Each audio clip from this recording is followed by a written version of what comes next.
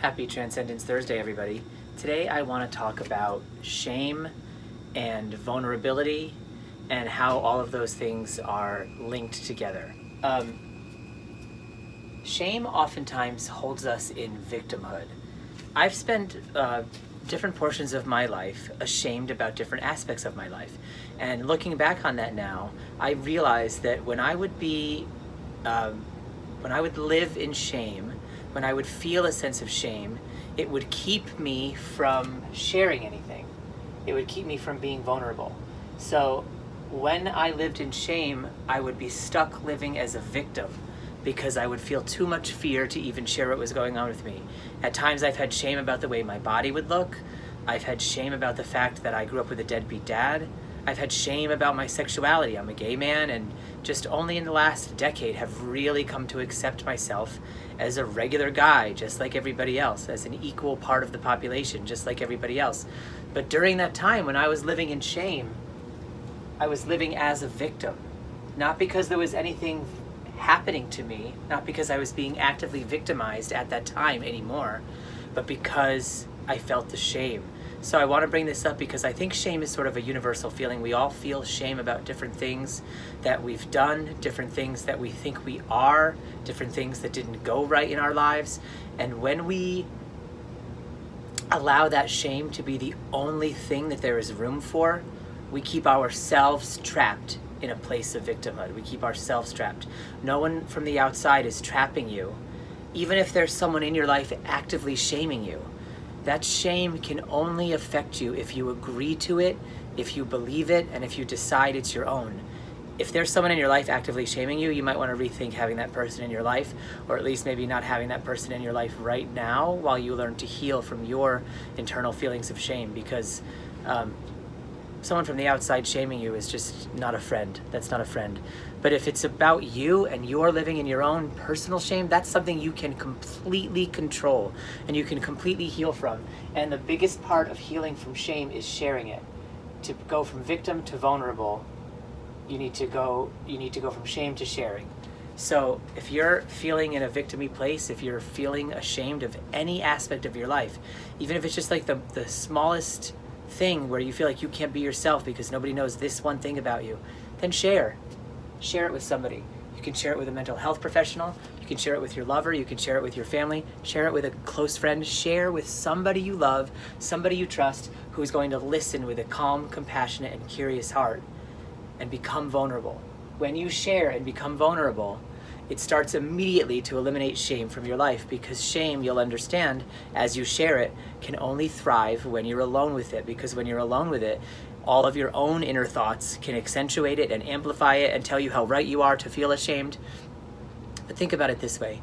If somebody you love came to you and said they were ashamed of themselves for something, and then they started to tell you what it was, oh, they have body issues, or they have a temper, or whatever it is, you wouldn't be saying to them, yeah, you should be ashamed of that. You're a really bad human being. You should be ashamed. You should be. Yes, good. Enjoy your shame.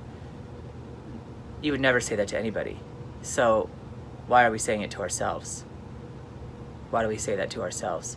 So you got to get an outside listening ear sometimes. You've just got to. You've got to share that shame with somebody, allow them to hear it, and allow yourself to be washed in the response of compassion that you get. So be very careful that you're not sharing this with some toxic jerk in your life, because we do have those. But find a calm, compassionate, and curious listener and share what's going on with you. Share what's going on with you and become vulnerable. Becoming vulnerable is the way to become victorious. Without vulnerability, you cannot overcome the wounds that are making you vulnerable. We all have places where we're vulnerable and things that make us vulnerable. Through sharing those, through bringing them out into the light and shining our own awareness on them and allowing others to shine their compassionate awareness on them, we begin to shift those vulnerabilities and heal those vulnerabilities. And we can become victorious over those vulnerabilities simply by allowing them to rise up into our awareness. Our awareness is the place where healing takes place. Healing never takes place in spite of you, behind your back, and without your knowledge. Healing comes from you, through you, and to you.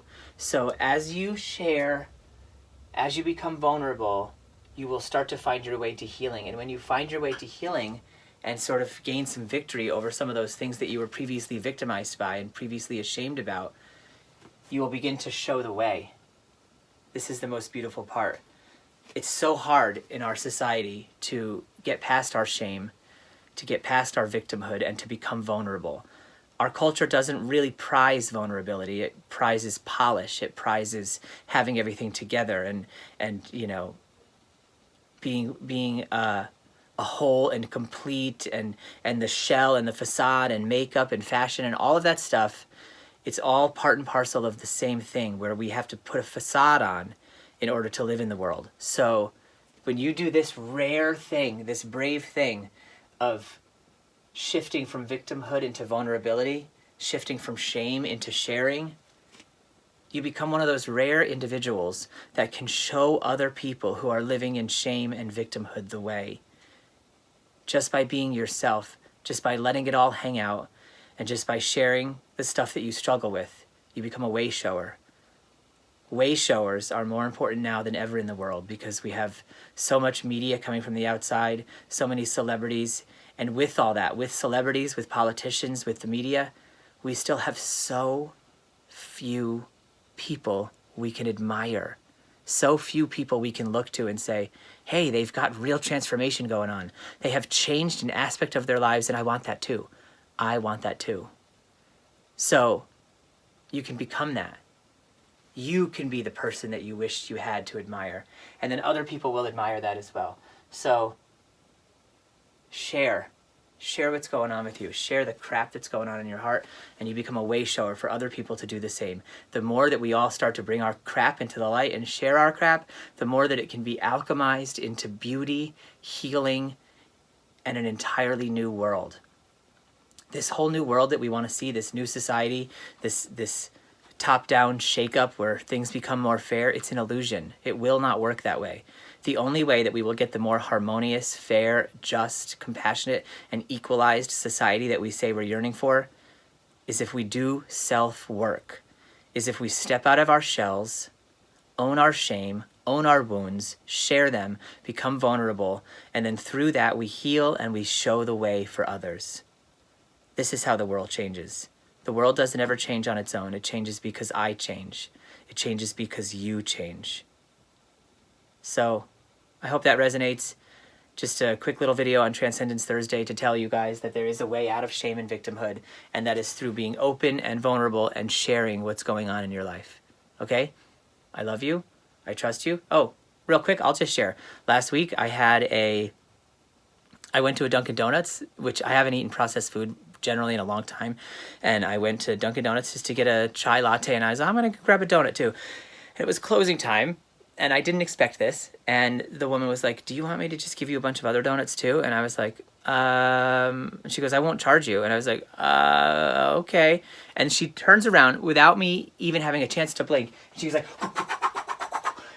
and she gives me 2 bags filled with like over 20 donuts, and one whole bag was strawberry frosted, which is my favorite kind. So okay, that was tough. And I literally, over the course of the next 3 days, probably ate like 6 donuts a day. That was 2 weekends ago. I gained so much weight, it's crazy. And, you know, I'm just not going to be ashamed of that, okay? I'm going to share that with you because I was ashamed.